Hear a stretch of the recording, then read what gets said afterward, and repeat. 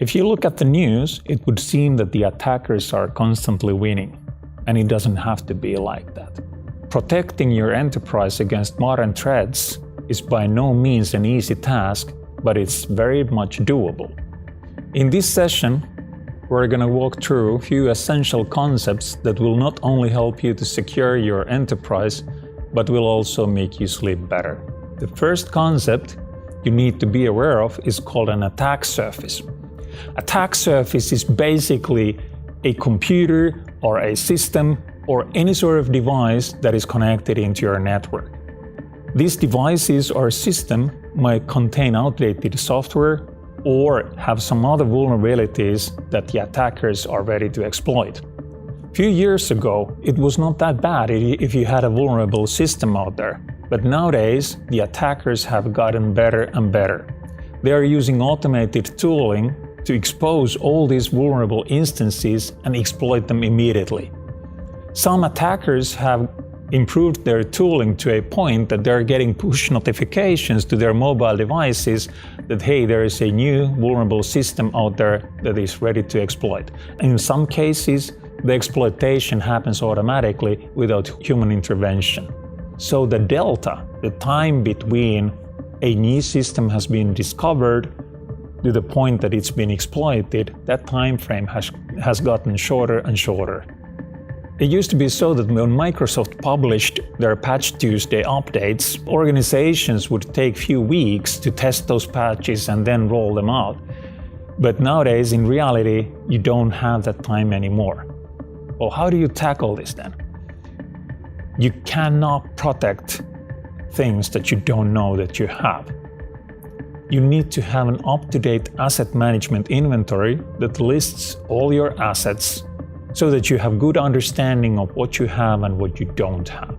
Not all assets are equal, and in order for your business to operate fully, some of the assets are more critical than the others.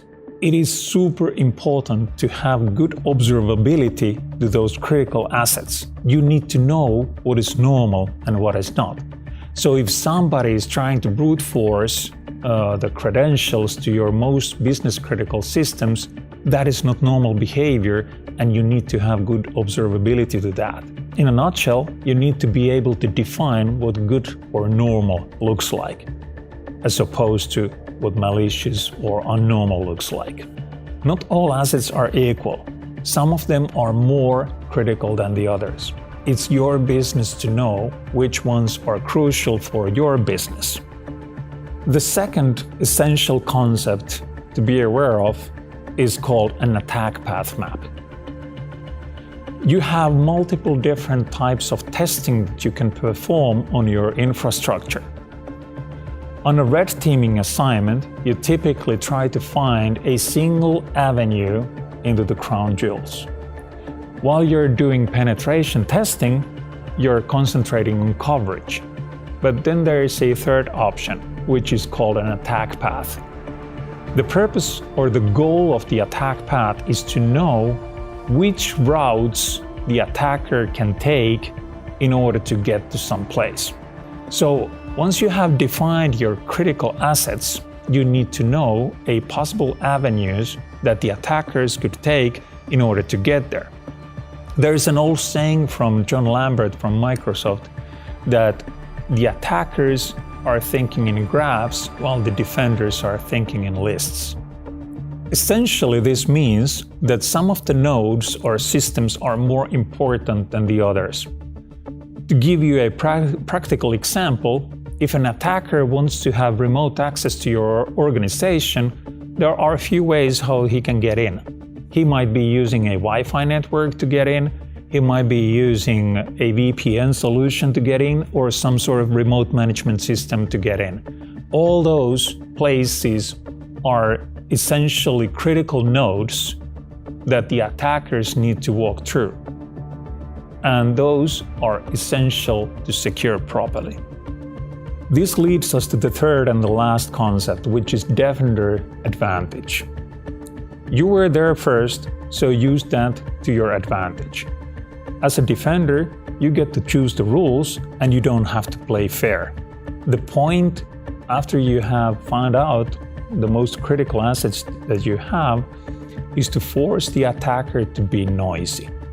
You can use tools such as canary tokens to warn you every time somebody does something that is not accepted behavior. So somebody enrolls a new device to your two-factor authentication, you get an alert. Somebody accesses a system that does not really exist, so it's basically a honeypot or something similar, you get an alert. Or somebody sending an email to a person that does not really exist, you know for sure that is a phishing attempt. So somebody's doing an action that shouldn't really happen, and you need to be aware of it. Very often you hear that the attacker needs to succeed only once, whereas the defender needs to succeed all the time. I would challenge that a bit. In real life, the attacker needs to succeed all the time, and the defender needs to succeed only once. As a defender, if I'm able to stop you before you do any real damage, I win.